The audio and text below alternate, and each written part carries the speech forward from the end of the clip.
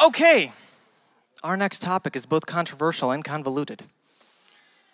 It's my script.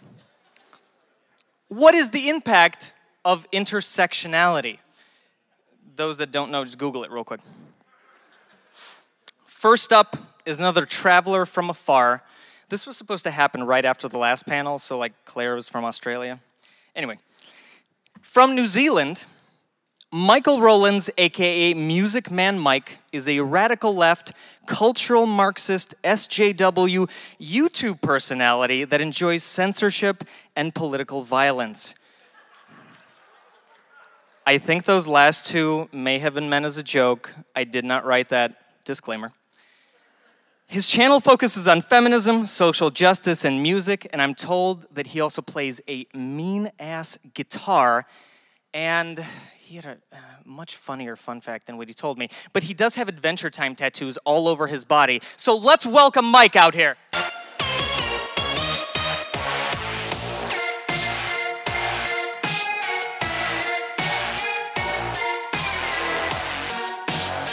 I remembered what it was. Someone stopped him in the street once and asked what Swifty was. So you're going to see him out there and read his hat, and it'll be that much funnier. Okay, next up is Yosity, a YouTube vlogger and social political commentator who often examines and critiques organized religion as well as organized atheism.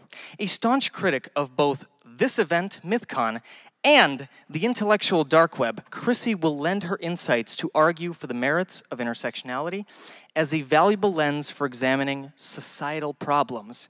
And the fact that she's been playing video games since Atari also does not hurt her credibility. Welcome, Chrissy!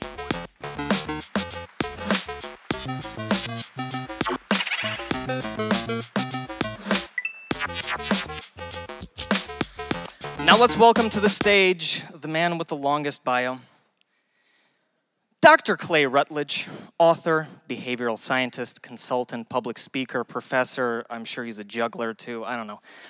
The man is a leading expert in existential psychology who has published over 90 scholarly papers, co-edited 2 books, authored 2 books, including the forthcoming Supernatural, not to be confused with the hit TV series. Dr. Rutledge is available as a guest expert if needed at any point in time. Just call him. And regularly writes for the New York Times, Wall Street Journal, Scientific American, and National Review, and he told me 2 minutes ago for Quillette, so that's fantastic. Now, born in the Ivory Coast, please welcome the most authentic African American at Mythcon. Welcome, Clay.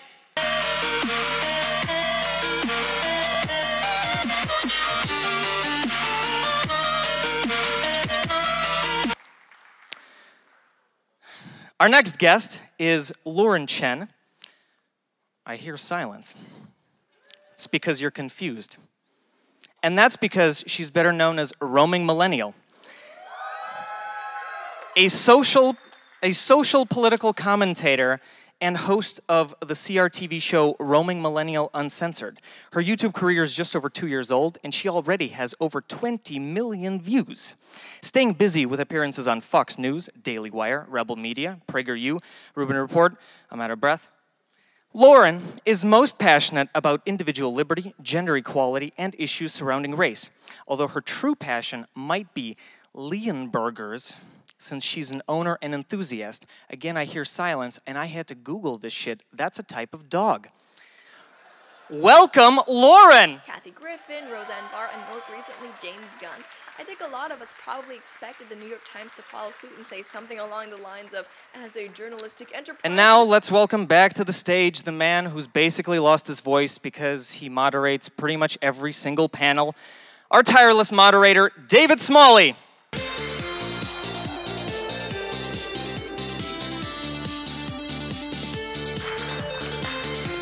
All right. Hey, David. Hi, everybody. Hi. Welcome to another episode of Between Two Ferns. It's going to be a lot of fun. Are those actually grasses? What's that? The grasses. They're not ferns. Yeah, between two grasses. oddly shaped fake plants. Let me move these so I can see you guys. Fake news. Fake news. All right. So let's just start it off, and I'm gonna try to talk as little as possible in this. I think that's kind of my job. And of course, I can't wait to get to the questions, and we'll deal with that when it happens. But I want to start on this side, and let's just start with definitions. Let's get to the most basic idea of what is intersectionality. Mike, I'll start with you. Well, my understanding of intersectionality is just how different aspects of a person's identity intersect and how that affects your life. Okay. Chris has probably got a much more better definition, but that's how I understand it. Well, I She's got didn't a realize book. we were going to start with the definition. And I just want to make sure we're on the wanted same page. If you want, I can jump over here and then come back to you. Yeah, that's Want to fine. do that? Okay, we can go ahead and go over here. Yeah, I mean, I think I pretty much agree with Michael.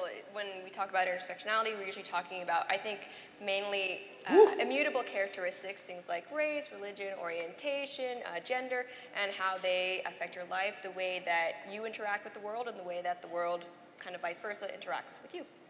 Awesome. Do me a favor, pull your mic really high up. I knew I was going and to then screw this they'll- up. It's that too way much they won't have pressure. to turn it up so loud. No, it's Just super put it in high. your It's way ear. high up on your collar. Yeah. Yeah, that'll help the sound guy out. Okay. Clay, what about you? You want to go ahead and give it a definition? Yeah, no, I think that's a pretty functional definition. I guess what I would add is that a lot of the emphasis is on the categories already mentioned, but also with particular outcomes, I believe, related to terms like privilege and power. Okay. Now, I think there are people that certainly focus on other outcomes as well, but that's usually the context in which you hear it in academia, at least. Okay, very cool. Now, on this panel, I don't really want you guys to necessarily wait for me to ask a question for you to talk. I think they would much enjoy you guys talking back and forth. I'm very good at talking, yes. Yeah, good. Really what I want to do is just make sure no one dominates all of the time. So if that happens or we get off topic, I'll chime in, but I really want you guys to drive the conversation. So I want to start with, do you want to do the definition now? I think that it's fairly good. It's a framework and a practice, both. It's a way of looking at different social problems as well as a way of thinking about how to address those social problems. And it kind of came out of, out of second wave feminism, being, at the risk of sounding like an SJW, but it was very focused on white women, the second wave of feminism, which was great. You know, we made a lot of progress with first and second wave feminism, but the reason third wave feminism came about was because of trying to bring the voices of trans women and black women and gay women and things like that into the movement who had previously been kind of left out of that conversation. Okay, so talk for a minute about why it's an important application. Why is intersectionality important to apply to like the secular movement, to mythicism, and all these other different things that we talk about? Why is intersectionality so important? Well,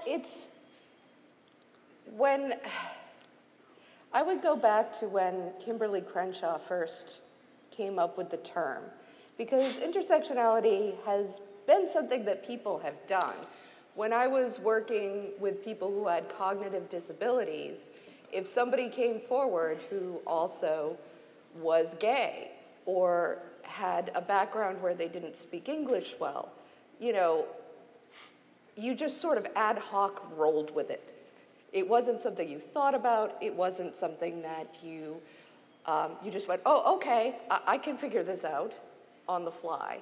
So this was a way of sort of looking at it, stepping back and saying, okay, so we have people who have maybe one disadvantage or one subordinated role in society, somebody who has a cognitive disability, and now we have to add this other piece and see how those two things intersect, how they come together. So Kimberl Crenshaw was a lawyer, and she was talking about, she was a black woman, and she was talking about lawsuits.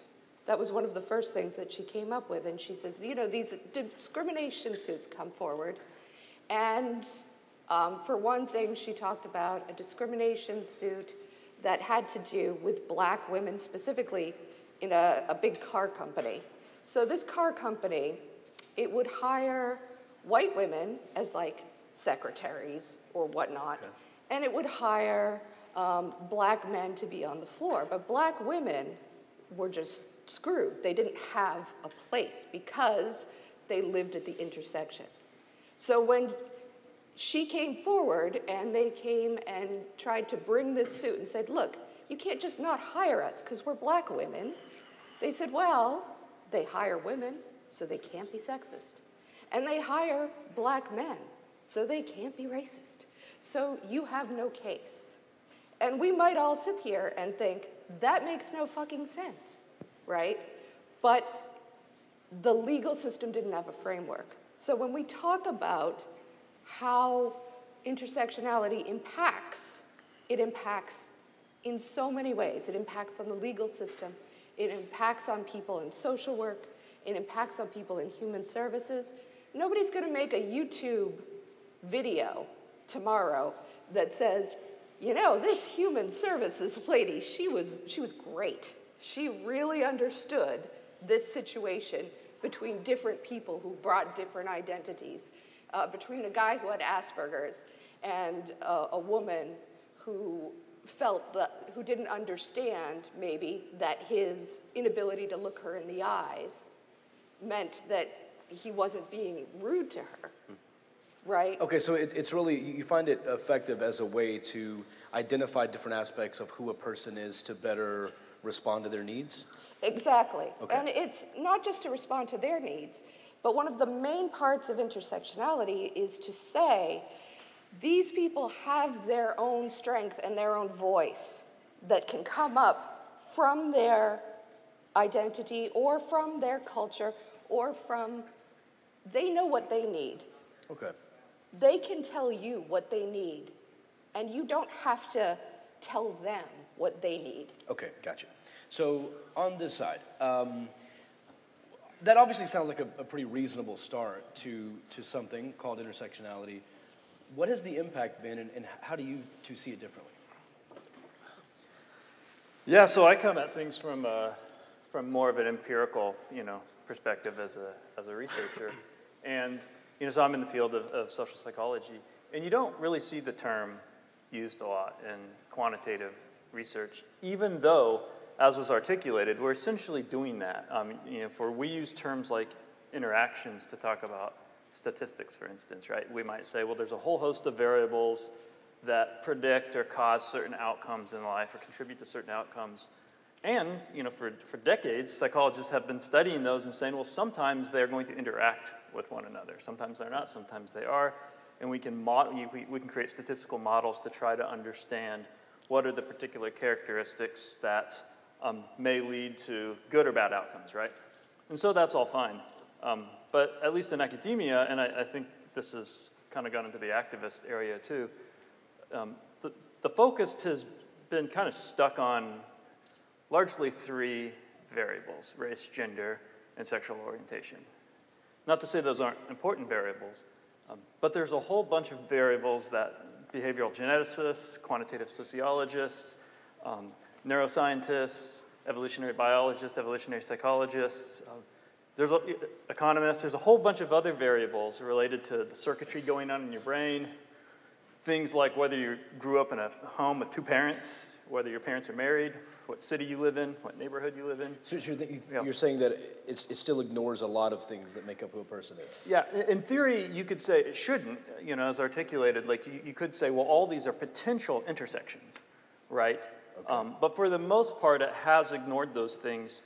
In empirical world, we say, well, we pit different models against each other, and we try to be agnostic to the variables, right? What variable predicts what?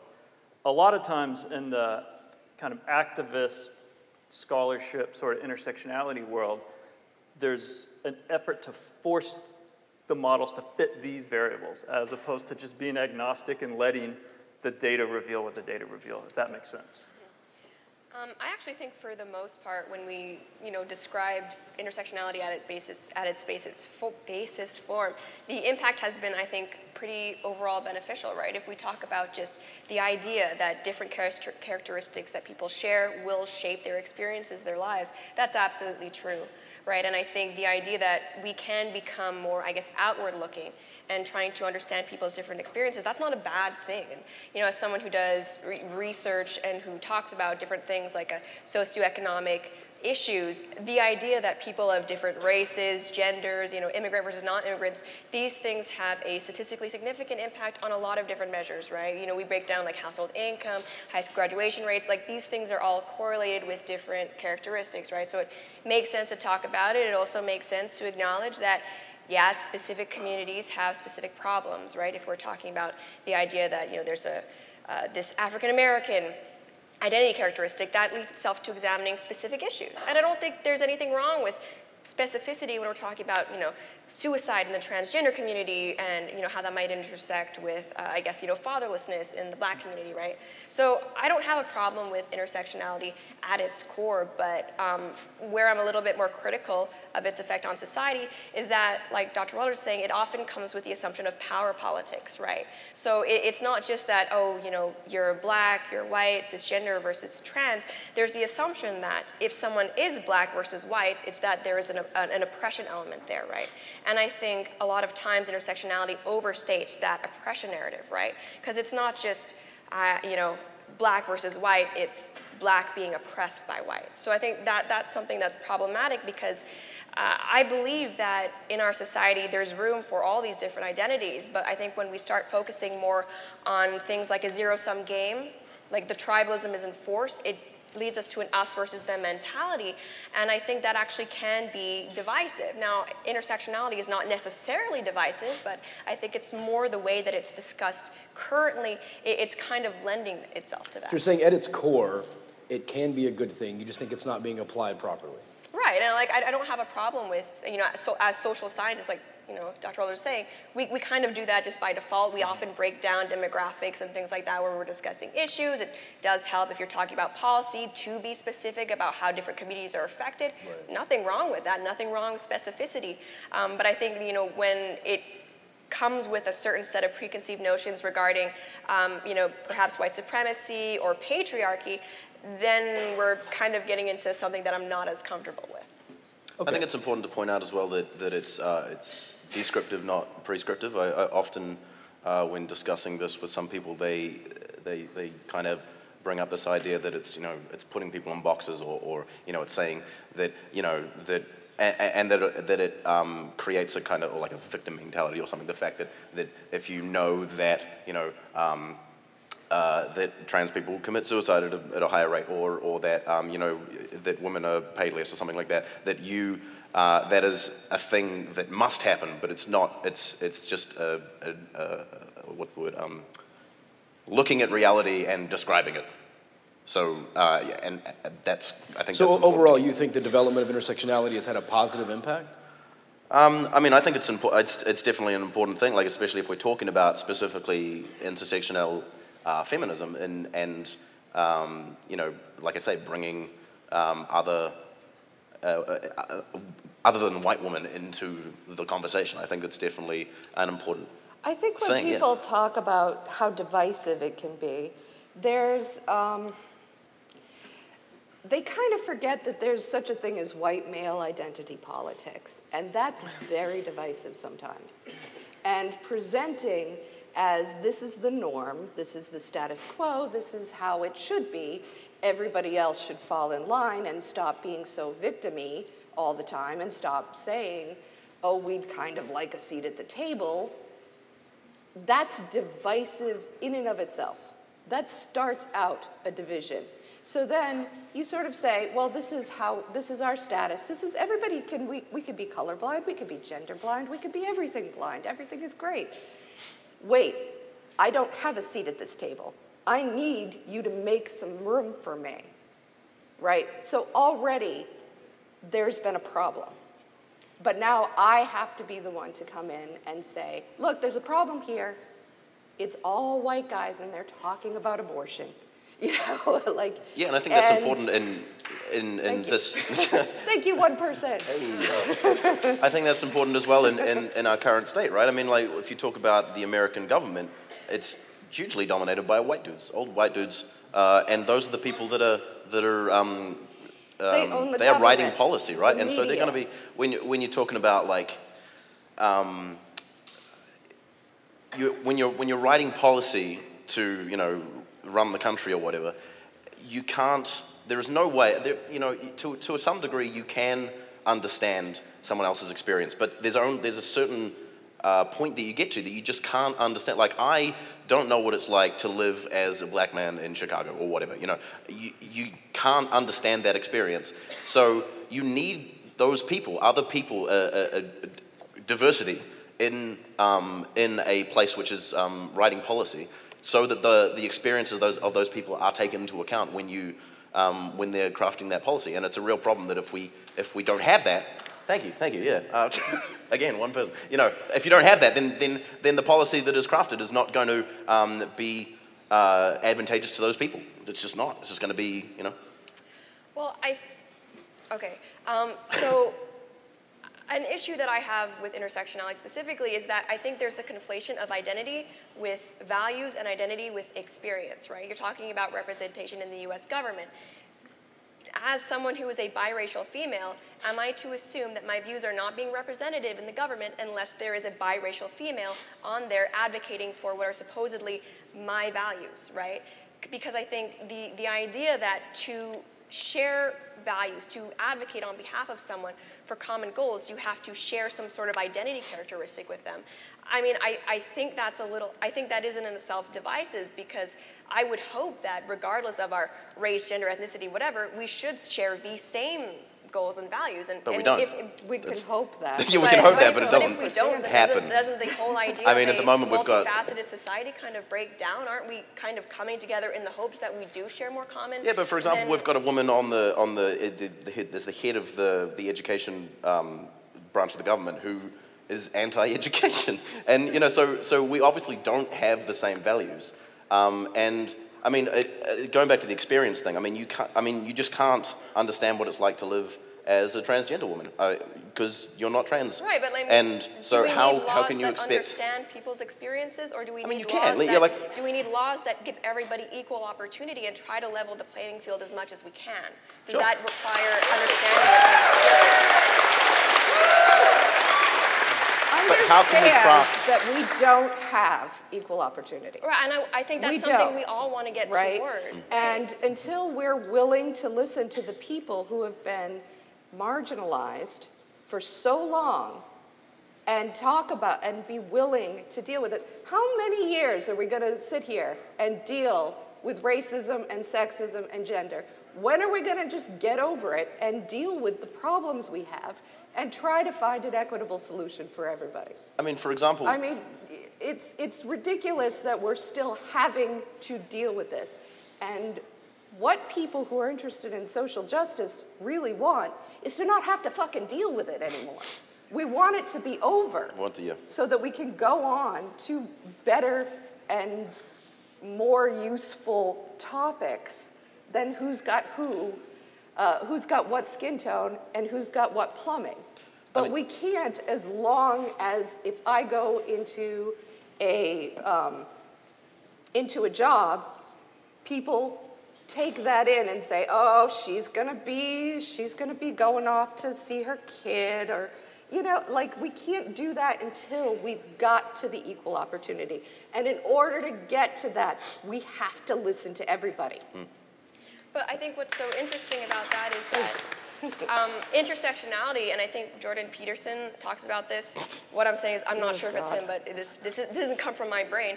Intersectionality, when you think about it, if we were to continue the, I guess, execution of different characteristics to their extreme, what you would end up with is that everyone has a different set of circumstances, i.e. individuality. Right? If we were to take into account everyone's different things, you would end up with so many intersecting characteristics that no one would have the same experience. Yeah, but you can't say, oh, it's going to be... You talk about the idea that wouldn't it be great if when, I went to a job, people weren't worried like, oh, is she going to take off on maternity leave and something, which is like a concern women have. It would be great if, employers would be able to treat women as, again, individuals, look at their merit. I don't know if that requires a greater focus on identity, or perhaps maybe less of focus on identity and more of a focus on the individual. So so your lobster boy quote was literally like a slippery slope. It's just like, we shouldn't focus on but it's we looking should. at. No, but like you're saying we shouldn't do intersectionality because if we take it to the extreme, then this will happen. I mean, that's stupid. Why would you? But we should do intersectionality, but it's like we shouldn't stop at like race, gender. We should but also what's your socioeconomic? Like, let me learn more about you. Yeah, as so a we can person look at and all people of on the an things. individual level, but I mean Yeah. the way that we generally look, I mean that's how we recognize trends and things is by looking at a larger picture. So we're looking on a population basis how different aspects of a person's identity affect them, and we can look at those statistics, and then again we can, because the important thing is crafting policy. That is the important thing. We can sit here and jack off about it all day long. So some would say that looking at someone and going, well, I know your sexual identity and your race, so here's what we think you need is collectivizing.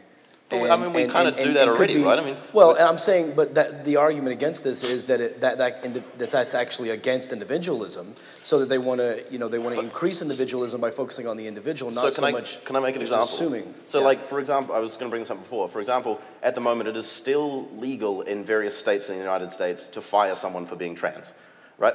If there were more trans people in government, that would change. It just would, because there are people who they would obviously care about that issue, so that issue would change. And you're talking, if you're talking about an individual person, someone, sure, there might be a boss that you have that looks at you and goes, okay, you're trans, I'm going to pay you less or something. I don't know. That can happen, but I mean, we need to look at it more as on a population basis. And in this population, you can be fired for being trans, and so if we have that representation in the government, they can change and craft policy that fixes that. I understand. Is intersectionality a threat to individualism? No, because most people who are reasonable can look at different things at once, right? When I worked in human services or when I worked in the medical field, people, of course, in order to find best practices, look at the demographics. They look at, okay, for instance, black people have a higher incidence of heart disease. We need to know that, and we need to understand the reasons why. We need to understand the reasons that black babies die in the first year so much more. In Milwaukee, that's a huge problem. Infant mortality among the black community is a huge problem, and they have taken away, they've tried all different kinds of interventions. They've tried the prenatal care, but no matter what you do, no matter what you control for, there's still a problem. And they are coming to, it's the incredible stress of the racism and sexism. It's not, you can laugh at that. Ha ha ha, racism, it's so funny. You can say that. Yes, I said blacks, that's racist. Hey, we're not gonna turn this into last year. We're not gonna have a screaming fight with the crowd. Can I please speak to that? All right? I don't know what it's like to live under the stress of people who are racist and sexist against you for your whole life, okay? So, but it is stressful.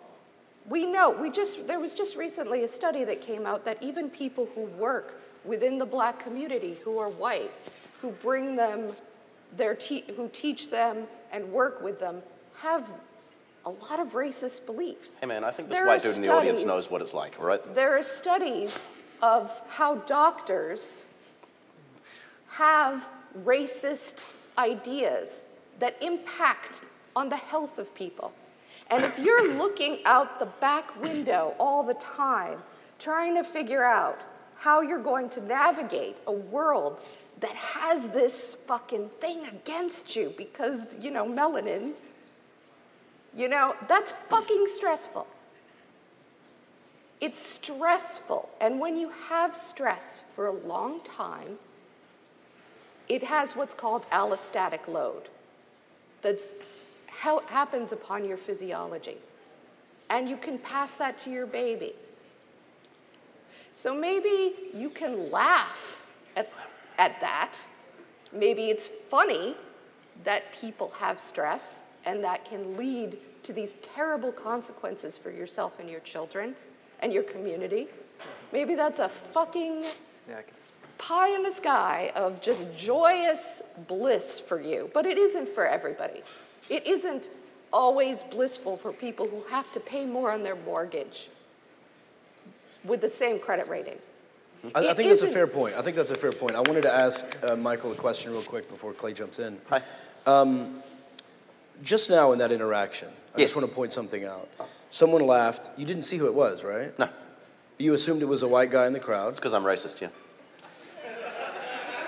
Well, that answers my question. I'm racist towards white people. No. I'm When a you reverse said racist, I know. when you said, I'm sure this white guy knows what it feels like. I think to be discriminated against or something. I think that's part of the problem. What she's saying, I think, has a lot of merit. That's just me in Twitter mode. That's how I am on Twitter all the time, and I'm just kind of in So that you're admitting that's ridiculous, and we can move on. Yes. Thank you. If I could just say something, I don't think the audience wasn't laughing at dying black babies. They're laughing at the ridiculousness of the assertion. All right, chill out. Someone in Chicago is so stressed out about racism that it's causing infant mortality. Hold on, I don't think they heard. Didn't even hear what she said. Hold on, People should go where empiricism takes them. Hold on. If I you- want to let, because they cheered and they didn't hear. I didn't hear what you said. after Can you that. say it again? So if you could restate yeah, that. I think All right. they're laughing at the ridiculousness of the assertion that the stresses of racism are so intense that they are actually causing infant mortality. No one thinks that dying dead babies who are black is funny. That's not. If they think that that is ridiculous, then I guess they're not very good fucking skeptics. Yeah, I mean, that's Like- obviously. Well, I mean, to be fair to them, they've heard you give a stat, they haven't seen it, and that's something I think we should all in our own time look up, right? So Go I'll do ahead. this. So whoever laughed, just Look be up. sure you get to the microphone quick for the Q&A, okay? And then identify yourself, and we'll get to the bottom of this shit, okay? I just think it's kind of I weird that don't people have think internet that access. think that we're past racist. I mean, I don't know how many people in the audience think that we're post racist here, but I think it's just a ridiculous notion. The idea that we ended slavery and then we ended Jim Crow and then at that point, bam, racism finished. Oh, we had a black president. Sweet. Okay, racism is done. I don't hear that argument. No, I wasn't saying that, but I just think then going a further step to kind of conclude that maybe that has an impact on the people. Well, I think that's being acknowledged, yeah. Yeah. I mean, neither one of you are denying that, right? No, No, I'm not In saying fact, you. I'm not I'll- saying you guys. yeah. I'm just. I mean, we've got a reaction from the audience, and Let's you know. let Clay. I'd be happy to chime in on Sorry, it. Clay. From what I understand in national surveys, it's actually a fairly small percentage of African Americans who report that racism is one of their main problems or one of their main concerns. I mean, I think one of the things that's often lost in this, and I don't think anyone's doing this on purpose, is poor white people and poor black people actually have a lot of common ground in terms of the variables that harm them and make their life difficult.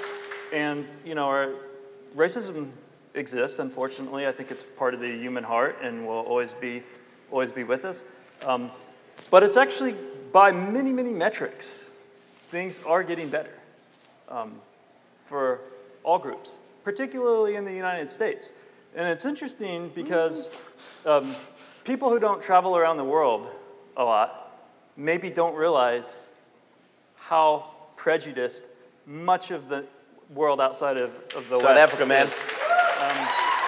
And there's South a Africa. reason people want to come to the United States. I'm not saying can I that we just- don't have good things in the United States, and I'm not saying that class is not an important question in intersectionality. It certainly is. It's very important.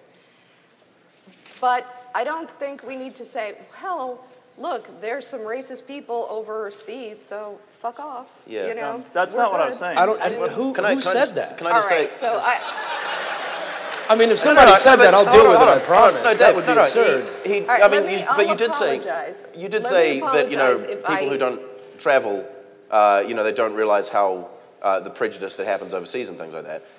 Yeah, but I mean that cares? doesn't change. I mean, you can focus. It's this whole idea of if you don't like it here, why don't you go over to the Middle East where they're throwing gays off buildings or something like that. Yeah, but I didn't say that. I know you're not. But that's kind of the thing that it's coming from. No, it's not coming from that. No, but that's the idea. You said that You have there's an prejudice. interesting perspective, and you're telling everyone how they can't possibly get in everyone else's heads, but you're sure doing a good job of telling other people what they're thinking. You just said. You said there's prejudice overseas, yeah. Yeah. And So what was the point of that then? If we can focus on... My point was to say there's positive things to focus on too, that the progress we're making, and the reason that's important isn't to ignore the problems that we still have. I mean, I'm a social psychologist. I teach on these issues. I study at a pretty sophisticated level motivation, prejudice, discrimination. These are issues I'm well versed in and I care about. I sit in my room and make stupid jokes on the internet, but yeah, it's cool. But I'm with you. Yeah. Anyway, the point being, so no one's dismissing prejudice. My point is, when you look at progress, when you look at things that we've done right, that provides you with a recipe or ingredients for how to keep things getting better. Sure, but I mean, there's still problems that need to be solved, right? But of course there are problems, and we need real solutions. And so your thing Mike, about... hold on just a second. She's been trying to get in. Sorry, go for it. Go ahead. I wanted to apologize if I strawmanned you and took you out of context. So that's very sweet of you. I'm an SJW, so that's what I do. It wasn't my intention. Like him, I think I'm a little. I've had sort of the extreme version of your argument thrown at me so many times that it starts to just be like, oh, that's the tune that they're playing now. So, but I apologize. That's not what you were saying. So, can I just speak to the class race? Mike, hold on. She had more. She's still talking. Sorry, Yeah. I can't see her face, so I wasn't sure. Sorry. Sorry, Chris. I do think that as much as the progress that we can look at has happened, it's very complicated if you're going to say, where did this come from? But I think that intersectionality is very much in the way of where we have been going, from civil rights, from feminism. This is what has brought us to this place. And you should remember, this didn't come from white people. White people didn't fucking come up with intersectionality. Black women did. We're sitting here talking about the intellectual achievements of Black and LGBT and trans people fighting for their own rights. That's what we're talking about here. And I think it's really, I would be remiss if we didn't talk about, here we are, we're having this conversation, it's very nice. It was, our Mythcon people tried to bring in more people of color, but many of them didn't want to come, and there's a fucking reason for it. Because we have made an environment that is hostile. And if we make a hostile environment, a lot of people say, you know what? It's gone. I don't know. Does anybody know who Sincere Carabo is? Probably not here. Yeah, I do. But he left the secular humanist world after years saying, I'm so fucking done. So many people that I know, so many trans women, so many gay women, so many Black people have just left the secular community saying, fuck this noise. So fuck I want to these people. I want to who ask won't you listen to. to me. I want to ask you too, because I think it's pretty obvious. I don't want to assume everyone's ethnicity. I know you mentioned you're biracial. For an intersectional panel, it's pretty damn wide up here, right? Yes. And I get that, and I think that people may be thinking that. And early on in the organization, the organizer sort of reached out and said, do you know anybody that would do it? Do you know anybody? I had a few people I reached out to, and what I kept getting back was something I'd never thought of before, and since they're not here to answer, I want to ask you. I described the panel as unbiasedly as I could. I said, I'm going to be the moderator. I want you to talk about the impact of intersectionality, and I think at that time it had something to do with academia. And the response I got back was, don't think for 1 second that I'm going to come on that stage and defend my humanity. Yes. And I didn't understand that. I thought, well, we're talking about intersectionality and the impact that that's had. I wasn't asking you to defend yourself for being a human. Can you shed some light onto why that was the response? Do you want to take this? Or should I? No, you go for it. I've got some. I'll go add something on afterwards. A lot of people who have spent a lot of time just trying to talk about why they come to these problems that they come to, find that their worth has been questioned. Their very validity as reporters of their own experience is questioned. And people, if you have kids, right, or if you don't have kids, that's a different experience, a different lifestyle, a different life experience. So I don't go to a person who doesn't have kids to talk about their parenting advice for me, right? Because it's a whole different story. It's not that I'm so racist I think white people can't understand black people. I just think that black people are the people who should be asked. No, I'm on board with that, but if we were to have a panel about the differences of adult lives, having children and not having children, and we invited people on the panel that had kids and didn't have kids, and then the people who had kids said, I'm not going to defend my humanity, I would be just as confused.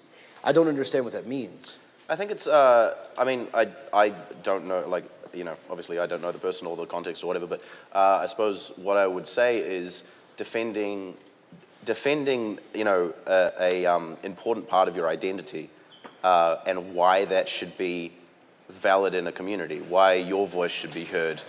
There's a presumption. Oh, geez. And I don't mean anything rude. Oh, dear. There's a presumption that there is a certain... I'm having an effect. Yes, I am single. You can all sit down now. That there's a certain...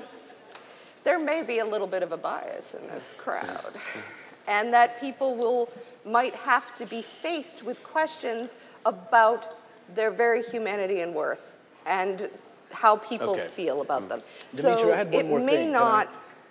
All right, I mean, you're cutting into Q&A time. Yeah, I don't know. I understand. But I think that a lot of people, and maybe there's someone that's going to ask this question, but I think when a lot of people think about intersectionality, especially a lot of people in this crowd, may be thinking about a time they were told to shut up or pushed out of a conversation because they didn't have enough intersections to have an opinion on something. I think... And so before this comes up, I wanted to know if you two had anything to say about it, and then I'm going to get your responses and then move into Q&A. So Well, did you have anything on that? Well, I am someone who is often accused of denying people's humanity. And from what I've been told, it's when you really are focused on intersectionality, it's the idea that your identity, they're not just descriptors, they're your experience, right? And so by discussing the validity of intersectionality, you're discussing the validity of their experiences, right? And as humans, what do we have if not our own lived experiences, our own lives? So I think that's why for some people, when we discuss the validity of intersectionality, we're almost in their minds discussing the validity of their lives, of what they've been through, of the struggles, that time that, they, I guess, were followed by the cops, even though they were doing something wrong. Like, we're denying their lived experiences. And I understand that. That's why, when we talk about things, I always try to go at it from a macro level. Like, I don't want to deny any one person's experiences because I haven't lived your life, but at the same time, heck, you haven't lived mine. And I think right now, when we talk about things on a policy level, we are too focused on how individuals have experienced certain things that we're not trying to get things to a point where we're looking at an egalitarian standpoint. Like, how do we make sure everyone has the most equality? It's how do we cater to each individual group's experiences they've said they've had. Can I ask you a question, because I feel very confused, all right? Because sometimes you talk about macro level and egalitarian and everybody being in this big happy pot of wonderfulness. And then sometimes you say that people are denying individualism and denying individual experience. I wonder if you can explain. It seems to me very confusing. Are you an individualist? Are you a collectivist? What are you trying to say? I would describe myself as a rationalist, right? It's like what that means is that when we're coming from a policy standpoint, I think it's, I guess, foolhardy to try and make policy based off of individual experiences. We can't legislate an individual person's life better. Yeah, but right? I was saying about looking at statistics, right? Right, if we look at statistics. But that's like looking at statistics. That's fine. That doesn't make you less of an individualist. But like when we're talking about something like intersectionality, right? it's often done to the individual, right? I see people describe themselves as an intersectional feminist and they list all of their labels, right? And when I've tried to talk to certain individual feminists, I'm dismissed because I don't have the right labels. To me, that is dismissing someone and that's being anti-individualist, right? And when I talk about, not wanting to deny someone's own experiences, yeah, that's individualism. But when we talk about things from a macro policy level, then, if we're talking about government, we do need to look at the bigger picture. And there are individualist policies that would affect all groups equally and that aim for that equal outcome, right? And I don't think that's collectivism. I think that's just trying to get everybody, where they're affected by the same laws in the same way, the same policies. They have the, if it's something like government care for, education, that they have the same access to that. It's like double Dutch, but I think this is the perfect moment to cut roaming off. So, questions? Okay, I run a page called Transcend Liberalism, and it's kind of a play on me because I am transgender. And I'm just very curious, how does intersectionalism know what's best for me? Because it seems like with intersectional values and everything, it likes to perpetuate victimhood culture. And it likes to tell people, like he brought up for a minute, that trans people can be fired for being trans, which is actually a misconception because that actually falls under the gender discrimination. But because transgender isn't written in the laws, the victimhood culture likes to perpetuate the idea that, well, you're not covered. So how does intersectionalism know what's best for me? Because to me, the individual is the smallest minority that there is.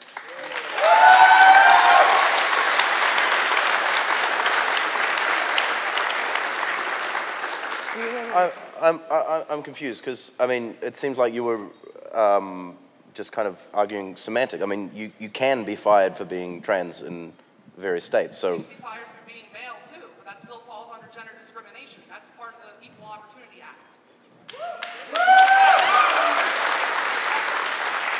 I think she's saying that even though you can be fired, there's legal recourse under gender discrimination laws. Okay. Okay. Next question. Can I respond to? You want to respond to that? Sorry, I was just confused by the question. There's a lot to that question. There's so much to unpack. And it would be really helpful if people would not ask things with like 20 component parts. But again, like I said, Censorship. Intersectionality. Censorship. Yes, indeed. Intersectionality doesn't tell you what's best for you. But that's what it seems like. Hold on. I just want her to respond, and then we have a bunch of questions to get Again. to. I appreciate your input, though. So, all right, look, I brought this here, domestic violence, intersectionality, and culturally competent practice. Chapter 1. Chapter 1.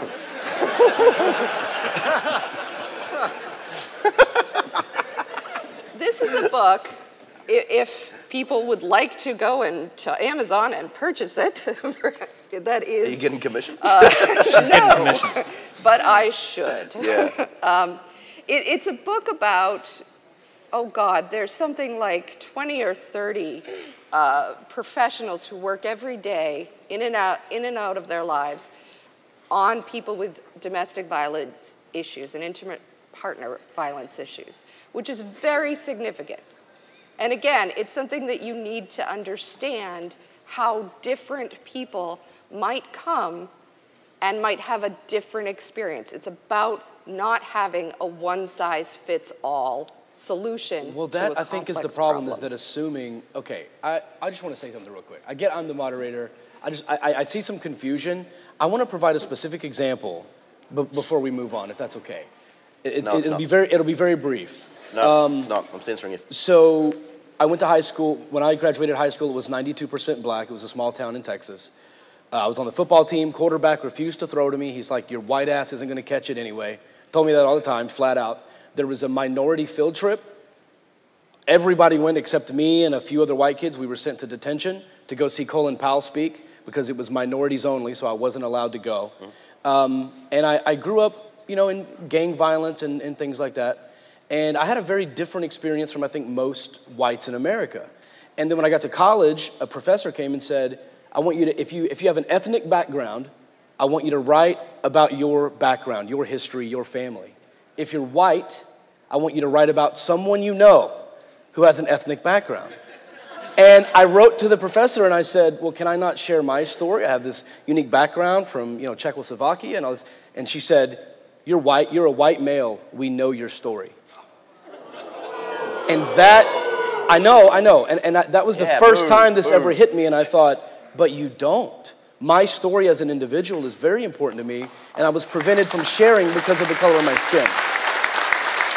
So, as to what you were saying, I think that's just an example for why people hear intersectionality and have a bad taste in their mouth. So I want to let you address that. Again, I think it's to do, like, I mean, I'm always looking at it from, like Roman was saying, on a macro level. I mean, you can, I mean, that to me seems a bad way of going about stuff. I wouldn't, I don't, as an intersectional feminist, I don't treat people like that on a what, you know, I mean. So you would say that's a misapplication of intersectionality?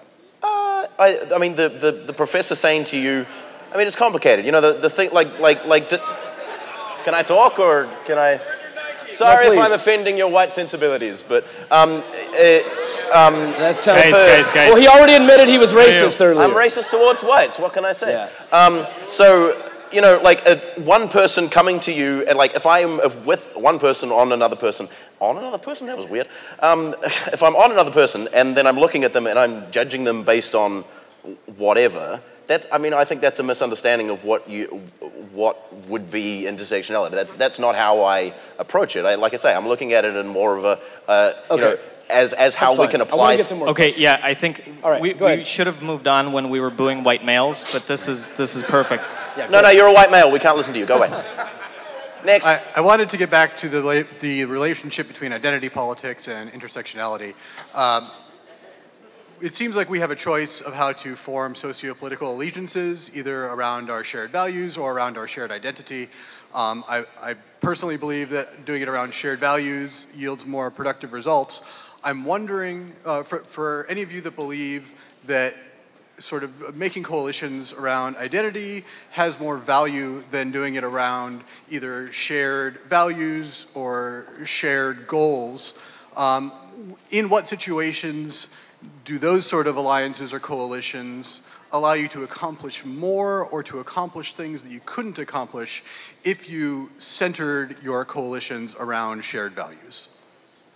I mean, I was watching Sam Cedar, the Majority Report, and he was talking about Tucker Carlson, and one of the things that he said, you know, I mean, I share way more in common, like I've got way more probably values in common with a Mexican immigrant or a person from the Middle East or something than I do with Tucker Carlson. We're both white dudes, but I don't share any values with that motherfucker because he's a fucking idiot, and I don't subscribe to any of the things that he says or believe any of the things that he says. And the fact that we're white dudes doesn't mean that we get along or will believe things better. I think you're putting forward something of a false dichotomy, so that people do come, even within their own community, people don't agree.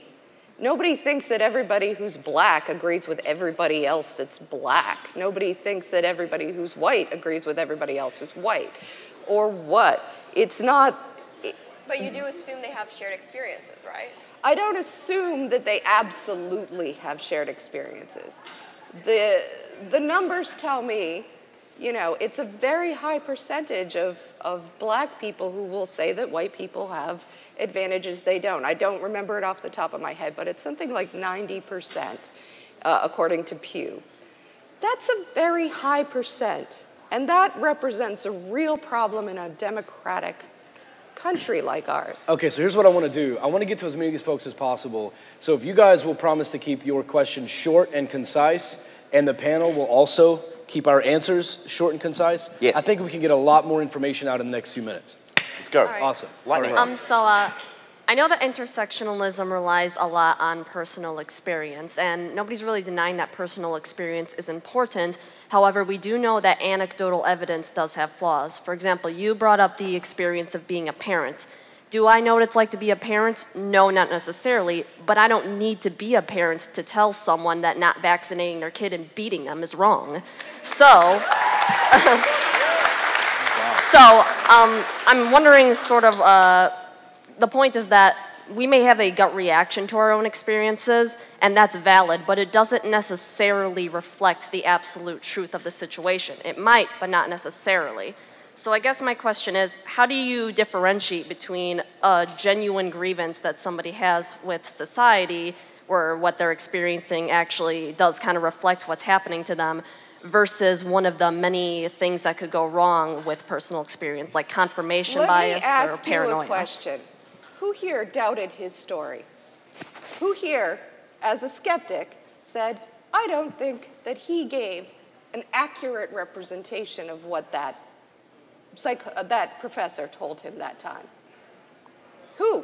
Who? Come on, hands, somebody? He's bold, don't trust him. That was his lived experience. And everybody went, okay. Yeah. Why would he lie? Why would he lie about it? Exactly. But, no, the thing is that he wasn't assigning motive to her actions, right? And I feel like when people talk about their lived experience of discrimination, a lot of the times no one's denying that, like, in the black community there's a poverty issue and that there's a crime issue. But, you know, when someone says, you know, the cops, etc., and it was racism, they're not just describing their lived experiences, they're actually going so far as to assign motive to someone who is not them, right? And that, I think that's where, like, I'm not denying your lived experience, maybe that happened, I don't know if it was racism. That's not my experience, and that's not the experience of a lot of people. I've been told by multiple people that in talking about sexual assault that I'm a liar. Or that I'm attempting to come forward and be a victim and to play off my victimhood. I'm telling you something that happened. It just happened. I wasn't necessarily saying, sorry to interrupt, but I wasn't necessarily saying that, like, someone is lying. But, for example, like, maybe their perception of the situation isn't. What about the perception of his situation? He might be incorrect, but I'm Do you think, I mean, people don't remember things well, we know that. Yeah. He may have misunderstood what she was trying to tell him. Yeah. This seems like an add-on don't question. Necessarily. Sorry. There are people that are more likely to be believed. Well, I think that's a problem. Back to your question, the idea, how do we differentiate between individual experience versus a macro level issue?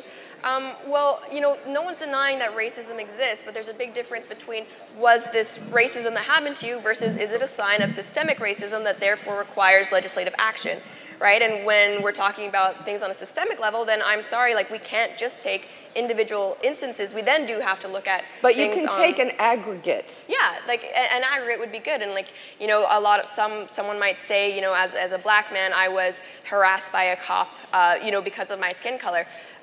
In that point, like, we, you know, investigate the individual police officer, do whatever is right on that instance.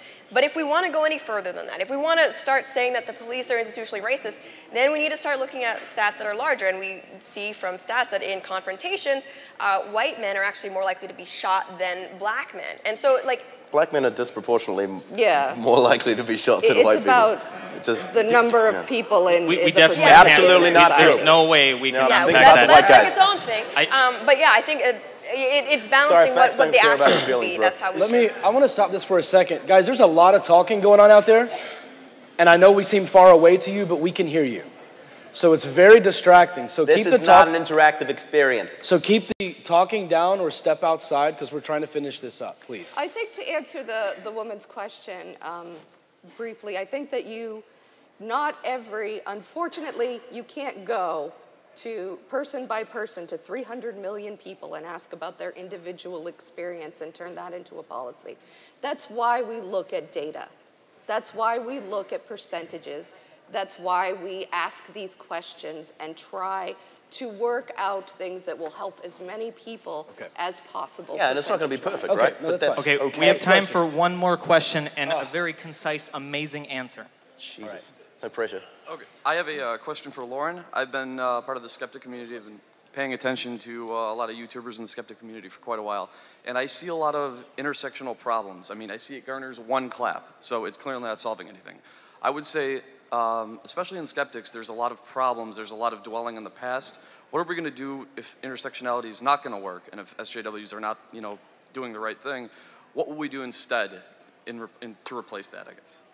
Well, I think the issue of equality is not necessarily something that needs to take into every different identity or gender or religion or orientation that could possibly exist. The issue of equality comes from equal opportunity. Do I need to know your lived experience to treat you like an individual and give you the same opportunities I'm giving this other person? I don't think so, right? And I think if we start to get into it where I need to understand everything about you and your identities intersect, so I can be able to give you a fair shot, I don't think that's accurate, and I don't think that's realistic. So I think if we really want to progress equality and progress society, then it's going to have to start with us, I guess, examining the way we behave. And, I'll talk about, subconscious bias and stuff, and trying to make sure that we're conducting ourselves in a way that is equal to how we treat everybody. And, from a societal level, trying to make sure that, if there are perhaps institutional barriers that affect certain groups more than others, we need to look at why that's happening. Is it happening because of a discrepancy of interests or abilities, or is there actual discrimination going on? And I'm okay with having that discussion. Yeah, no, that's cool, and I want to thank you both for being here and doing this. But I think it's no joke to anybody that how difficult it is for you two to be here. So I really appreciate you coming on and doing this. Seriously, not to take away from you sharing, I just feel like we appreciate your experiences. So, yeah, it's been fun, man. Can we get another small round of applause for the most comfortable person at Mythcon by far?